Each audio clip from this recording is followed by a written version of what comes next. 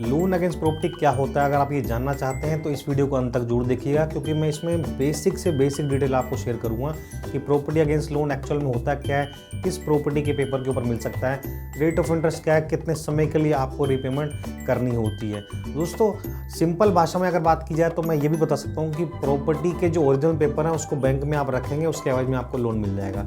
लेकिन जो अगर बेसिक से बेसिक डिटेल अगर आप जानना चाहते हैं तो इस वीडियो के अंत तक जरूर बने रहिएगा। दोस्तों प्रॉपर्टी अगेंस्ट लोन, अगर आपकी जो प्रॉपर्टी के पेपर हैं वो अगर रजिस्टर्ड टाइटल है तो आपको बैंक जो है या एनबीएफसी कंपनी लोन प्रोवाइड कर सकता है आपके प्रॉपर्टी पेपर के बिहाफ पर। रजिस्टर्ड टाइटल क्या होता है, मैं आपको सिंपल भाषा में बता रहा हूँ कि जो गिफ्ट डीड है और ये सेल डीड है, ये एक रजिस्टर्ड टाइटल का पार्ट है। उदाहरण के रूप में अगर आपने वो वाले पेपर आपके पास हैं जिसमें स्टैम्प ड्यूटी पे हुई है गवर्नमेंट को, तो वो रजिस्टर्ड टाइटल कहलाते हैं। सिंपल और देसी बात मैं आपको बताना चाहूँगा।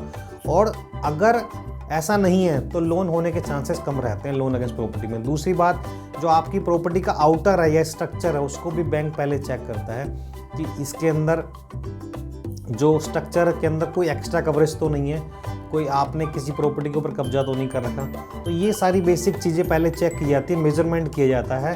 अगर बैंक को इन दोनों परिस्थितियों में लगता है कि आपकी प्रॉपर्टी के टाइटल भी ठीक है और एक्स्ट्रा कवरेज वगैरह या जो उसका आउटर है टेक्निकल जिसे हम बोल सकते हैं वो कुछ गलत तो नहीं है, तो बैंक आपको पॉजिटिव वे के अंदर उस प्रॉपर्टी के ऊपर प्रॉपर्टी के अगेंस्ट लोन प्रोवाइड कर देता है। रेट ऑफ इंटरेस्ट क्या होता है, रेट ऑफ इंटरेस्ट दोस्तों जो है कॉमनली, मैं अब आज के समय की बात करूं, दिसंबर 2023 जब मैं वीडियो बना रहा हूं, तो इसके अंदर जो रेट ऑफ इंटरेस्ट है आपके कॉमनली बैंक की नज़र के अंदर जो है लोन अगेंस्ट प्रॉपर्टी का वो 8.5-9 की रेंज के अंदर, 9.5 की रेंज में स्टार्ट हो जाता है और 10-11 तक 12 तक भी जाता है। वहीं जब एनबीएफसी की बात करी जाए तो वो रेट ऑफ इंटरेस्ट चालू होता है आपका 9.5 से लेके 11, 12, 13 तक जा सकता है। रिड्यूसिंग पर एनम की बात कर रहा हूँ मैं, घटते क्रम में जो रेट ऑफ इंटरेस्ट होता है उसकी मैं बात कर रहा हूँ। सबसे इम्पोर्टेंट बात मैं आपको बताना चाहूँगा, जो टेनर है, टेनर की डेफिनेशन, आप कितने समय के लिए पे कर सकते हैं इसको। कॉमनली 10 साल का स्ट्रक्चर होता है रीपेमेंट का, कई बैंकों में 15 साल भी, और मैंने अब कुछ ये भी सुना है कि 20 साल के लिए भी लोन अगेंस्ट प्रॉपर्टी होता है। तो ये स्ट्रक्चर है। हालांकि इसमें एक मोस्ट इंपॉर्टेंट बात मैं आपको बताना चाहूँगा कि जो रीपेमेंट करने के लिए बाउंडेशन आपको होती है कि अगर मान लीजिए आप, ऐसा नहीं है कि 10 साल का आपको लोन चलाना है, अगर भविष्य में आपके पास पैसा आ गया तो लोन बंद कर सकते हैं, लेकिन लॉकिंग पीरियड यानी कि आपको कम से कम साल भर तक जो है वो ईएमआई पे करनी ही करनी होंगी। उसके बाद ही आप जो अपने लोन को क्लोज करा सकते हैं अगर आपके पास फंड आ जाते हैं या किसी और सोर्स से अगर आप बंद कराना चाहते हैं। तो ये रीपेमेंट शेड्यूल जो है स्ट्रक्चर मैंने आपको बताया।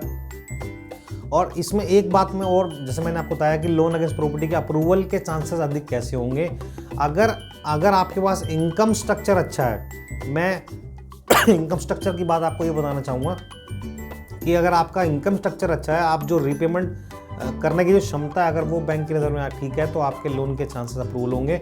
बैंक इसको भी बड़े इंपॉर्टेंस से देखता है कि आपकी इनकम क्या है। इनकम दस्तावेजों के में आपके पास इनकम टैक्स रिटर्न होनी चाहिए या फिर सैलरी स्लिप होनी चाहिए या फिर आपके अकाउंट में जो भी सैलरी आती है।